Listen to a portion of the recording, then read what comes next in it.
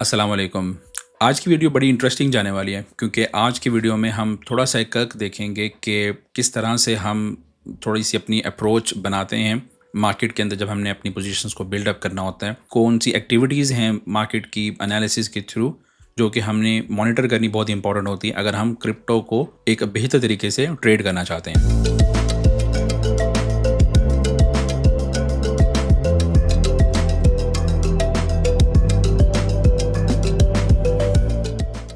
मेरा नाम है सलमान और मैं सरमाया फाइनेंसेस में क्रिप्टो एंड ब्लॉकचेन सिस्टम्स को लीड करता हूँ। वहाँ पे हमारे ट्रेनिंग प्रोग्राम्स हैं जो कि आप जाकर ज्वाइन भी कर सकते हैं और अपनी जो एजुकेशन जर्नी है उसको स्टार्ट कर सकते हैं। तो आज की वीडियो हमारी जो क्रिप्टो सर्वाइवल गाइड की सीरीज चल रही है उसका एक पार्ट है। और अगर आपने सीरीज के प्रीवियस एपिसोड्स नहीं देखी हैं तो मैं आपको यही कहूँगा कि आप चैनल पर जाएँ, वहाँ पे आप जाकर जो भी पुरानी वीडियोज़ हैं उनको जाकर देखें। इसके अलावा शॉर्ट्स के अंदर भी जो मेरे ट्रेड आइडियाज़ मैं अपनी कम्युनिटी के साथ शेयर करता हूँ, शॉर्ट्स चैनल के अंदर जाके आप वहाँ पे जाके उन शॉर्ट्स को भी देख सकते हैं। तो अगर आपने इस सीरीज़ की लास्ट वीडियोज़ देखी होंगी जो 4 अपलोड हो चुकी हैं तो फिर आपके लिए इस वीडियो को समझना भी आसान होगा, क्योंकि कुछ चीज़ों में मेरा एम्फेसिस होता है कि हर दिन ट्रेड का दिन नहीं होता, वीक में आपने कितने दिन ट्रेड करनी है कितने दिन नहीं करनी। तो आज की जो वीडियो होगी उसके अंदर आपको वो पूरी साइंस समझ आएगी और पूरे डाटा के साथ, पूरे एनालिसिस के साथ, रियलिटी चेक्स के साथ मैं आपको बताऊंगा। और अपने वो जो मेरा आर्गूमेंट था कि डेली ट्रेडिंग डे भी नहीं होता, उसको मैं थोड़ा सा प्रूफ करने की कोशिश करूंगा कि किन रीजंस की वजह से मैं आपको कहता हूं कि किस दिन आपने क्या करना है और कब आपने मार्केट से दूर रहना है। एनालिसिस पे जाने से पहले ये जो करंट वीक हमारा गुजरा है उसको किस तरह से मैंने मैनेज किया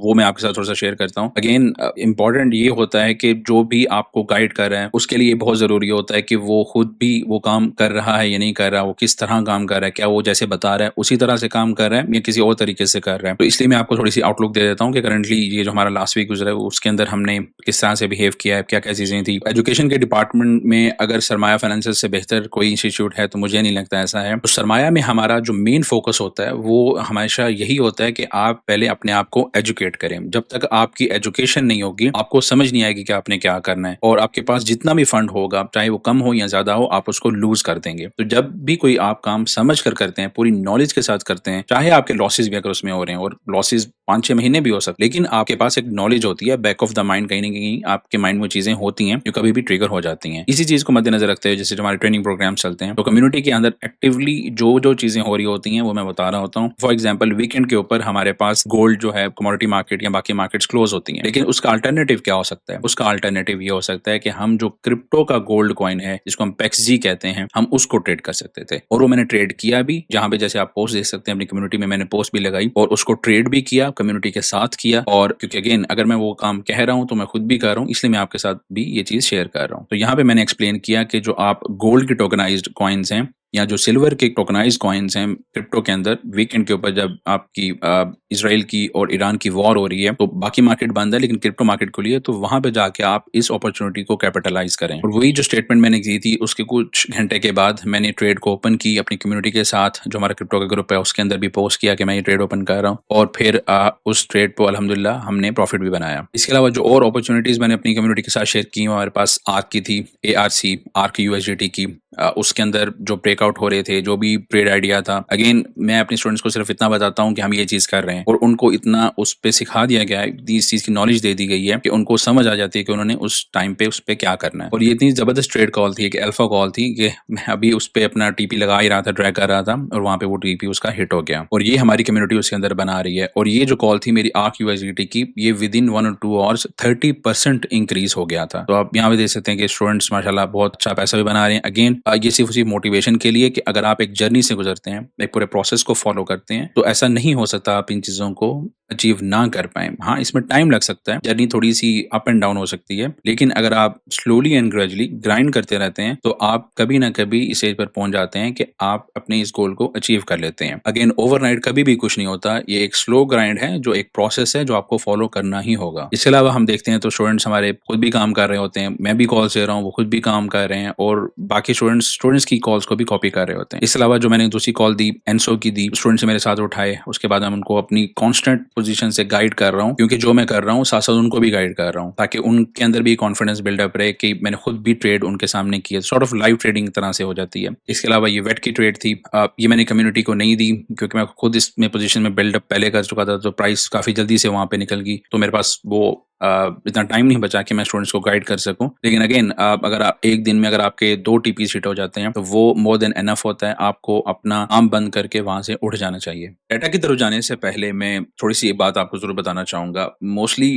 ट्रेडर्स जो होते हैं, उनकी कोशिश ये होती है कि वो बस चार्ट्स को देखें और स्ट्रेट अवे वो जंप इन कर जाएँ। लेकिन उसमें बेहतर अप्रोच जो हो सकती है किसी भी एक सक्सेसफुल ट्रेडर के लिए, अगर उसके पास कुछ एक्स्ट्रा डाटा सेट्स उसको मिल रहे हैं, कुछ डाटा एनालिसिस की इनसाइट्स उसको मिल रही हैं, तो वो अपनी जो एंट्रीज़ हैं और अपने एग्जिट्स होते हैं, उनको पॉलिश कर सकता है। अगर उसकी कोई रनिंग पोज़ीशंस हैं, उसको बेहतर मैनेज कर सकता है, और यही वो चीज़ होती है जो कि हमें क्रिप्टो की दुनिया के अंदर जो ऑन चेन एनालिसिस हम करते हैं, उसमें हमारी हेल्प करती है। अगेन जो हमारा ट्रेनिंग का प्रोग्राम है, उसके अंदर डिटेल में जो ऑन चेन एनालिसिस होता है, उसके बारे में सिखाया जाता है कि आपने कैसे करना है। कुछ चीज़ें जो है मैं आपके साथ यहाँ पे भी शेयर कर सकूँगा, जिसमें हम ये देखेंगे कि एक अप्रोच कैसी होनी चाहिए एक ट्रेडर की अगर वो इन मार्केट्स को आई कर रहा होता है। और क्रिप्टो की इस दुनिया के अंदर इस डाटा एनालिसिस करना, इन इनसाइट्स को समझना और फिर उसको इम्प्लीमेंट करना, ये कंप्लीट जो चीज़ होती है, इसको ऑन चेन एनालिसिस कहा जाता है। हमारे ट्रेनिंग प्रोग्राम्स के अंदर मैं अपने स्टूडेंट्स को कंप्लीट ये सिखाता हूँ कि उन्होंने ये ऑन चेन एनालिसिस कैसे करना है। क्रिप्टो के अंदर ये जो हमारी डाटा एनालिसिस होती है, इसको हम ऑन चेन एनालिसिस कहते हैं, जो कि हमारी जब हमने ट्रेड को पंच करना होता है, ट्रिगर करना होता है, बैक एंड पे हमारी ये डाटा हमारी हेल्प कर रहा होता है। आप बहुत सारी स्पोर्ट्स देखते होंगे, लेकिन अब स्पोर्ट्स सिर्फ और सिर्फ एक स्पोर्ट की हद तक नहीं है कि एक जगह से दूसरी जगह आप जा रहे हैं, या लेट्स से अगर आप क्रिकेट खेल रहे हैं, फुटबॉल खेल रहे हैं, स्पोर्ट्स की एक पूरी फील्ड है जिसको हम स्पोर्ट्स साइंसेस कहते हैं। आपके जो एथलीट्स हैं, उन्होंने अपनी बॉडी को कैसे मेंटेन करना है, उन्होंने क्या खाना है, कब खाना है, और उन्होंने स्लीप लेनी है, उनके सारे पैटर्न्स जो होते हैं वो रिकॉर्ड हो रहे होते हैं और फिर उस पे एनालिसिस किया जाता है। तो इस पूरी फील्ड को जैसे स्पोर्ट्स साइंसेस कहते हैं। तो आप देखें कि जो भी सक्सेसफुल कंट्रीज ओलंपिक्स में जा रही होती हैं, गोल्ड मेडल्स के रेस में आगे जा रहे होते हैं, या क्रिकेट की फील्ड में अगर आप देख लें और इवन फुटबॉल में भी देख लें, तो ये चीजें आपको हेल्प आउट करती हैं आपके एंड गोल को मीट करने के लिए। सिमिलरली ट्रेडिंग में भी ये चीज होती है कि चार्ट्स को रीड करना और उस पर एग्जीक्यूट करना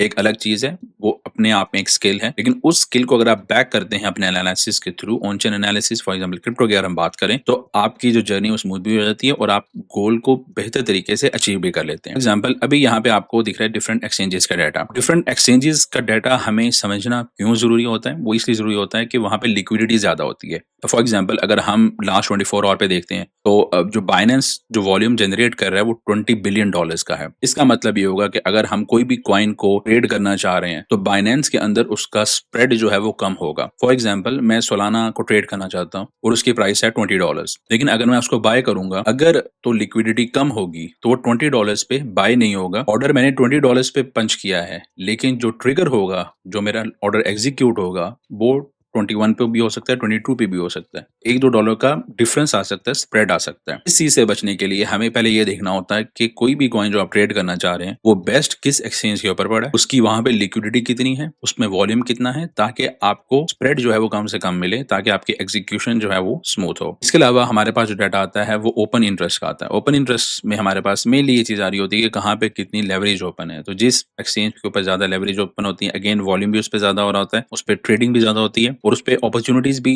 ज्यादा हो रही होती हैं, क्योंकि अगेन वॉल्यूम की मेन गेम होती है। अगेन जैसे मैंने पहले बताया कि आपकी लिक्विडिटी बेहतर होगी, आपकी ज्यादा वहां पे ट्रेड्स हो रही होंगी। अगेन आपने बीइंग अ ट्रेडर ये जरूर समझना है कि आपको कब किस टाइम पे ट्रेड करनी है और कब नहीं करनी। जब वॉल्यूम्स लो होते हैं तो आपको मार्केट से बाहर रहना है, जब वॉल्यूम्स अच्छे होते हैं तो आपको मार्केट में जंप इन करके अपने ट्रेड आइडियाज को ट्रिगर करना होता है। इसके अलावा हमारे लिए जो बड़ी इंपॉर्टेंट चीज होती है वो ये देखने की कि लिक्विडेशंस कहाँ पे किस एक्सचेंज पे हो रही हैं और कितनी ज्यादा हो रही हैं, क्योंकि जब कभी भी लिक्विडेशंस बहुत ज्यादा हो रही होती हैं, वो होने के बाद अच्छे ट्रेड ऑप्शंस आपको मिल जाते हैं। क्योंकि लिक्विडेशन ज्यादा हो रही है, इसका क्या मतलब है कि बहुत सारे लोग जो हैं वो पोजीशंस लेकर बैठे हुए थे फ्यूचर्स की, चाहे वो लॉन्ग की पोजीशंस भी हो सकती हैं, वो शॉर्ट की भी हो सकती हैं। तो जब लिक्विडेशन ज्यादा होती हैं तो इसका मतलब है कि वो जो हाई लेवरेज लोग थे, जिन्होंने ट्रेडर थे, जिन्होंने बहुत हाई लेवरेज लेके अपनी पोजीशंस को ओपन किया हुआ था, वो किसी भी डायरेक्शन में हो सकती हैं, उनको मार्केट ने वाइप आउट कर दिया, उनके स्टॉप लॉसेस हिट हो गए हैं, उनकी लिक्विडेशन जो है वो ट्रिगर हो गई हैं। तो जब लिक्विडेशन एक बड़े लेवल पे ट्रिगर होती हैं, एक बड़ी क्वांटिटी में होती हैं, तो उसके बाद आपके लिए अच्छी अपॉर्चुनिटी होती है कि आप उस कॉइन को बाय कर लें। फॉर एग्जाम्पल अगर आपके पास बहुत सारे लिक्विडेशंस आपकी टुवर्ड्स शॉर्ट साइड पे हुई हैं, यानी कि लोगों ने शॉर्ट्स पोजीशन ओपन की थी, लेकिन प्राइस ऊपर जाना शुरू हो गई है, तो इस सिचुएशन में आप थोड़ा सा वेट करेंगे। लेकिन ऑन द कंट्रेरी अगर आपकी बहुत ज्यादा लॉन्ग लिक्विडेशंस हैं, इसको कुछ इस तरह से आप समझें कि अगर आप मार्केट में ये देखते हैं कि बहुत ज्यादा लॉन्ग लिक्विडेशंस हो गई हैं, तो लॉन्ग लिक्विडेशन का मतलब ये है कि बहुत सारे लोग जो बीटीसी को लॉन्ग करके बैठे हुए थे, वो लिक्विडेट हो गए हैं, जिसका मतलब ये है कि प्राइस नीचे चली गई है, क्योंकि वो तो लॉन्ग करके बैठे हुए थे, लेकिन प्राइस नीचे चलेगी, उनके अगेंस्ट चलेगी। जब अगेंस्ट चलेगी तो उनके लिक्विडेशन लेवल्स हिट हो गए। अब जब प्राइस उनके अगेंस्ट जो कि नीचे वाली साइड पर चलेगी है, प्राइस नीचे आ गई हमारे पास, तो वो फिर टाइम होता है कि जब आप अपनी बाइंग अपॉर्चुनिटीज को बिल्डअप करेंगे। आपने लिक्विडेशन लेवल्स को क्लोजली मॉनिटर करना होता है कि अगर लिक्विडेशंस बहुत ज्यादा हो रही है मार्केट के अंदर, तो फिर आप उस टाइम पे ट्रेड नहीं करें। अगर आप ट्रेड में भी हैं तो उसको निकल जाएं उसमें से और वेट करें इस डस्ट के सेटल होने का। जैसे ये सेटल होगी तो उसके बाद आपके पास बहुत अच्छी अपॉर्चुनिटी मिलेगी। और यहाँ पे आप भी देख सकते हैं कि ये जो आपकी बड़ी बड़ी स्पाइक्स यहाँ पे बन रही है ना, हर स्पाइक के बाद आप देखते हैं कि कूल डाउन हो गई है मार्केट, और फिर वो एक अच्छी अपॉर्चुनिटी होती है आपके लिए। और फिर जब वो कूल डाउन होती है कुछ दिनों के लिए, आपकी पोजीशन बिल्डअप रहती है, और फिर जब नेक्स्ट लिक्विडेशंस की तरफ जा रही होती है, 3 से 4 दिन यूजुअली ये टाइम फ्रेम चल रहा होता है इस पूरे सिनेरियो के अंदर, तो ये रिपीटेबल प्रोसेस है जो कि ऑनगोइंग चल रहा है। तो अगर आपको ये समझ आ जाता है, तो आपको एक बहुत बड़ा इसके अंदर एज मिल जाता है। तो फिर आप अपनी पोजीशंस को उसमें फिर ऑफलोड कर देते हैं जब नेक्स्ट लिक्विडेशंस आपको लग रहा है कि उसका चार्ट जो है वो बढ़ रहा है। इसके अलावा हमारे पास जो बहुत इंपॉर्टेंट चीज़ होती है, जो मेरा बहुत एम्फेसिस होता है कि कब हमने वीक के अंदर ट्रेडिंग करनी है या किस टाइम के अंदर ट्रेडिंग करनी है। अगेन स्टूडेंट्स के साथ तो कम्प्लीटली टाइम फ्रेम्स मैंने बताए होते हैं कि आपने इन टाइम्स में आकर रिवर्सल्स पकड़ने हैं, इन टाइम्स में आपने एक्यूमुलेशन फेजेस को अचीव करना है। टाइम एंड प्राइस का जो कॉम्बिनेशन है, मैं उसका बहुत बड़ा बिलीवर हूँ। और क्योंकि चार्ट के अंदर आपको दो ही चीजें दिख रही होती हैं, एक आपको प्राइस दिखती है और दूसरा आपको टाइम दिखना होता है। तो टाइम भी इक्वली इंपॉर्टेंट है कि आप किस टाइम पे जाकर ट्रेडिंग कर रहे हैं। तो वो मैं अपने स्टूडेंट्स को कंप्लीट उसके अंदर गाइड करता हूँ कि किस तरह से आपने डिफरेंट जो फेजेस होते हैं मार्केट के, ट्रेंडिंग फेज होता है, आपका लिक्विडेशन फेजेस होते हैं, रिवर्सल्स अगर आप पकड़ते हैं मार्केट के अंदर, तो वो कौन कौन से आपके टाइम्स हो सकते हैं, कौन कौन से सेशंस हो सकते हैं जो आपको बेहतर आपको अपॉर्चुनिटीज मिल सकती हैं। अगेन आपको उन चीजों को पॉलिश करना होता है। आप सिर्फ सुनते साथ ही चीजों को एग्जीक्यूट करके प्रॉफिटेबल नहीं हो सकते। ट्रेडिंग एक मैथमेटिक्स की तरह है कि आप इसको रट्टा नहीं मार सकते हैं। आपको खुद इन इक्वेशंस को सॉल्व जब तक आप नहीं करेंगे, क्वार्टर्स को टेस्ट नहीं करेंगे, इमोशंस आपके टेस्ट होंगे। क्योंकि ट्रेडिंग एक ऐसी चीज है कि बॉडी का कोई भी इमोशन है, चाहे वो फिजिकल इमोशंस हैं या मेंटल इमोशंस हैं, हर तरह का इमोशन, चाहे वो सैडनेस है, वो हैप्पीनेस है, सारे इमोशंस आपके टेस्ट होते हैं जब आप एक ट्रेड को ओपन करते हैं। इसलिए आपको मेंटली फिजिकली बहुत स्ट्रांग होने की जरूरत होती है। और आपके पास जब डाटा सेट सारे होते हैं तो आप अपनी ट्रेड्स को बेहतर तरीके से ट्रिगर भी कर सकते हैं। तो उसमें लेट्स से अगर हम देखते हैं और हम टाइम फ्रेम चूज करते हैं कि 1 मंथ का, हमने डाटा थोड़ा सा कलेक्ट करें कि 1 मंथ में वो कौन कौन से टाइम्स हैं कि जब हमें मार्केट के अंदर ग्रीन मूव्स मिली और कब रेड मूव्स मिली, कब हमें चॉपी मिला। तो हमने क्या करना है, अगर हमारे पास, अगर आप लेट्स से बायर हैं इस मार्केट में, जो रेड मूव्स हैं जिन दिनों में ज्यादा है महीने के, हम उन दिनों में उन टाइम्स में अपना काम करेंगे। जहां पे हमें लगेगा कि चॉपीनेस है तो हम उन जो टाइम्स होंगे उनको अवॉइड करेंगे। तो इस तरह से हम अपना वो चीज मैनेज करते हैं, अपने नोट्स बनाते हैं। फॉर एग्जांपल अगर आप दिनों की बात करते हैं तो हम यहाँ देख रहे हैं कि ट्यूसडे या थर्सडे को हमारे पास डाउनवर्ड की मूवमेंट्स आती हैं, और इसके अलावा हमारे पास जो फ्राइडेज होते हैं उसमें अप की मूव आती हैं। तो इन 2 दिनों में हम शॉर्ट्स की अपॉर्चुनिटी, अगर कोई फ्यूचर्स करता है वो देख सकता है। तो ट्यूसडे और थर्सडे को आप देख सकते हैं, अगर आप वेट कर सकते हैं, अगर आप एक बायर हैं और जब प्राइसेस नीचे जाती हैं तो आप कर सकते हैं। और जो आपने थर्सडे को पोजीशंस को बिल्डअप किया है, क्योंकि हमारे स्टैट्स हमें बताते हैं कि फ्राइडेज के अंदर प्राइसेस जो हैं वो अप जा रही हैं इस पूरे 1 महीने के अंदर, तो हम फ्राइडेज को अपनी पोजीशंस को ऑफलोड कर देते हैं।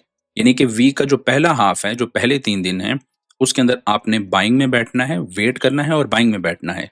और जो आपका लास्ट डे वीक है जो कि फ्राइडे है, उसमें अपनी पोजीशंस को ऑफलोड करना है। इसके अलावा जब हम थोड़ा सा और डीप डाइव करते हैं अपने एनालिसिस को और बेहतर करने के लिए, कॉन्फ्रेंसेस को बेहतर करने के लिए, अपनी जो एनालिसिस की जो साइंस है उसको इम्प्रूव करने के लिए, तो हम जाते हैं अपने फ्यूचर्स के चार्ट्स की तरफ, जो सीएमई है, जिसको शिकागो मर्केंटाइल एक्सचेंज कहते हैं। वहां पे हमने फिर ये देखना होता है कि वहां पे जो ट्रेडिशनल फाइनेंस वाले लोग हैं वो किस तरह से अपनी पोजीशंस को बिल्डअप करें। अगेन हमारे पास जो यूएस की स्टॉक मार्केट होती है, ये उससे रिलेटेड जो भी हमारी इक्विटी मार्केट है, कमोडिटी मार्केट है, क्योंकि वो मार्केट जो है हमारी एक हाई वॉल्यूम वाली मार्केट होती है जहाँ पे ट्रेडिंग वॉल्यूम सबसे दुनिया में ज्यादा होता है। तो यूएस मार्केट जिस तरह से बिहेव कर रही होती है, बाकी दुनिया उसी तरह से शेप अप हो रही होती है। तो यहाँ पे हमें देखना ये बहुत जरूरी होता है कि जो सीएमई है वो कैसे काम कर रहा है, उसके अंदर फ्लोज कैसे चल रहे हैं, उसके अंदर वॉल्यूम जनरेट हो या नहीं। इससे पता चलता है कि जो बिग वेल्स हैं, जो बिग बॉयज हैं, वो किस तरह से इस मार्केट को करंटली ट्रेड कर रहे हैं। अगर वॉल्यूम से ज्यादा आ रहे हैं, इसका मतलब है कि उनका इंटरेस्ट है और वो उसमें ट्रेडिंग कर रहे हैं। अब वो लॉन्ग्स की भी हो सकती है, वो शॉर्ट्स की भी हो सकती है। यहाँ सिर्फ मैं बात ट्रेडिंग वॉल्यूम की कर रहा हूँ। इस मार्केट में जो इंटरेस्ट है ट्रेडर्स का है उसकी बात हम कर रहे हैं। तो यहाँ पे 1 मंथ में देखता हूँ तो इंटरेस्ट थोड़ा-सा उसमें कम हुआ है। लेकिन अगेन बहुत सारे इसमें वेरिएबल्स होते हैं। कुछ जैसे अभी करंटली सिचुएशन कुछ वॉर की भी चल रही है, वो भी सेंटीमेंट को थोड़ा-सा डाउन करती है।